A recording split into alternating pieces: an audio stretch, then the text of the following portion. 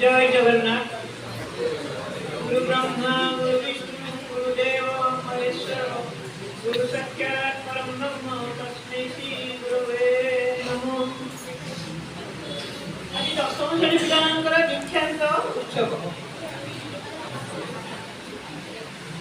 এই দীক্ষান্ত দিবস তাଙ୍କର ପ୍ରାରମ୍ଭ ହେଇଥିଲା ଯେତେବେଳେ ସେମାନେ ବୟସ 3 ବର୍ଷ ବିଦ୍ୟାଳୟକୁ ଆସିଥିଲେ ଏବଂ ସେ ଦୀକ୍ଷା ନେଇଥିଲେ ଆମେ ଏଠି ଶିକ୍ଷାଦାନ କରିବୁ, ଭଲ ମଣିଷ ହବୁ, ସଂସ୍କୃତି ଶିଖିବୁ, ପରିପୂର୍ଣ୍ଣ ପୂର୍ଣ୍ଣତା ପାଇବା ପାଇଁ ଆମେ ସେଇ ଦୀକ୍ଷାର ଶେଷ ତ ନାହିଁ, କିନ୍ତୁ ଆଜି এই বিদ্যালয় সমাজ জীবন গড়ি তোলিবারে সহায়তা ହୋଇଥାଏ। ଟିକେ ସେମିତିକା ବିଦ୍ୟାଳୟ ହେଉଛି ଗୋଟିଏ କ୍ଷୁଦ୍ର ସମାଜ। এই ସମାଜରେ ସବୁ ପ୍ରକାର ଆମେ ଯଦି ସମାଜରୁ ସବୁ ପ୍ରକାର ଶିକ୍ଷା ଗ୍ରହଣ କରୁ, ଖାଦ୍ୟପେୟ ପରିବେଶ ସବୁ କିଛି ଆମକୁ ମିଳିଥାଏ, ଠିକ୍ ସେମିତି ବିଦ୍ୟାଳୟ ଗୋଟେ କ୍ଷୁଦ୍ର ସମାଜ।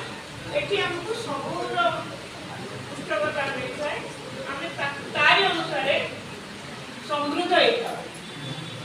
ସବୁଠାରୁ ବଡ଼ କଥା ହେଲା ଗୋଟେ ଛାତ୍ର ଭଲ ଛାତ୍ର ହେବା, ଜଣେ ମେଧାବୀ ଛାତ୍ର ହେବା, ଭଲ ଛାତ୍ର, ମେଧାବୀ ଛାତ୍ର, ଜ୍ଞାନୀ ଛାତ୍ର, ସଂସ୍କୃତି ସମ୍ପନ୍ନ ଛାତ୍ର, ଏ ସବୁ କଥା ବିଦ୍ୟାଳୟ ଆଶା କରେ।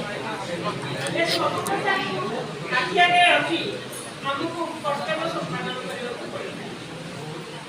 ଯେତେବେଳେ ଆମେ ଦୁନିଆ ବିଷୟରେ କିଛି ଜାଣିନେ, ବାପା ମା ପୁଅ ଛାଡ଼ିକି ଆସିଛେ, ସେତେବେଳେ କ'ଣ ନା ଏଇ ବିଦ୍ୟାଳୟର ଗୁରୁଜୀ ଗୁରୁମାନେ ଆମର ବାପ ମା ଭାଇ ସବୁ ପ୍ରକାର କେତେ ନାକୁ ସିଙ୍ଗାଣି ରହୁଯାଇଥିବ, କେତେ ଆଲୋଚନା କରେ ସେ ସିଙ୍ଗାଣିକି ପୋଛି କରେ ଦେଖିଲେ ଆଶ୍ଚର୍ଯ୍ୟ ଲାଗେ। ମୁଁ ତ ଛୋଟ ପିଲାମାନଙ୍କର ଶିକ୍ଷକ ନଥିଲି, ବଡ଼ ପିଲାମାନଙ୍କର ଥିଲି, ବୁଢ଼ାମାନଙ୍କର ଥିଲି, କିନ୍ତୁ ଏଠି ଗୁରୁମା ମାନେ ଯେଉଁ ପ୍ରକାର ସେବା ଦିଅନ୍ତି ଛାତ୍ରମାନଙ୍କ ପାଇଁ, ଛାତ୍ରଛାତ୍ରୀମାନଙ୍କ ପାଇଁ, ଏଠି ସେମାନଙ୍କର ଯେଉଁ ବଡ଼ ମହାନ ପଣିଆ ତାକୁ ଧନ୍ୟବାଦ ଦେବି।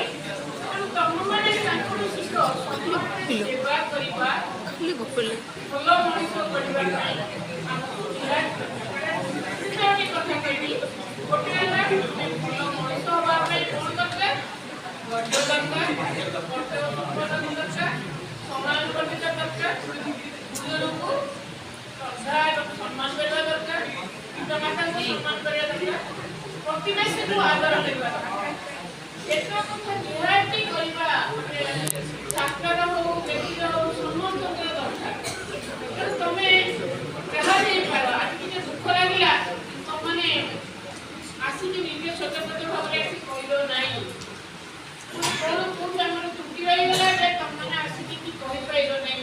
ଏତେ ଗୁରୁଜୀ ଗୁରୁମା ଏତେ ବର୍ଷ ପଢ଼େଇଛନ୍ତି, ସେମାନଙ୍କର କିଛି ନହେଲେ ଭଲ ପାଠ ପଢ଼ାନ୍ତୁ ବା ଖରାପ ପଢ଼ାନ୍ତୁ, ପ୍ରତ୍ୟେକ ଗୁରୁଜୀ ଗୁରୁମା ସମସ୍ତେ ଛାତ୍ରୀର ଉନ୍ନତି ଚାହାନ୍ତି, ସେ ସବୁ କରୁଛନ୍ତି। କିନ୍ତୁ ତମେ ଜୀବନରେ କେତେବେଳେ ହେଲେ କ'ଣ ହେଲେ ଭୁଲଚୁକ୍ କରିଛ, ଗୁରୁମା ଗୁରୁଜୀମାନଙ୍କୁ କେତେ ଅସମ୍ମାନ କରିଛ, ଟିକେ ଆସି କ୍ଷମା ମାଗିଥିଲେ କ'ଣ କ୍ଷତିଥାନ୍ତା?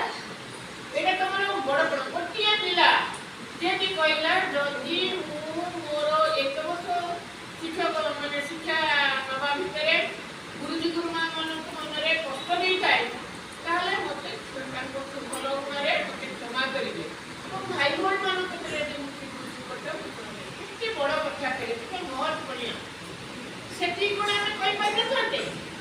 ସେଟା ନିହାତି ଦରକାର। ଆଜି ଶିକ୍ଷକ ଦିବସରେ ଗୁରୁଜୀ ଗୁରୁମାନଙ୍କୁ କ୍ଷମା ମାଗିବା କିମ୍ବା ଆମର ଆସିବା ନେବା ଆମର ନିହାତି ଦରକାର।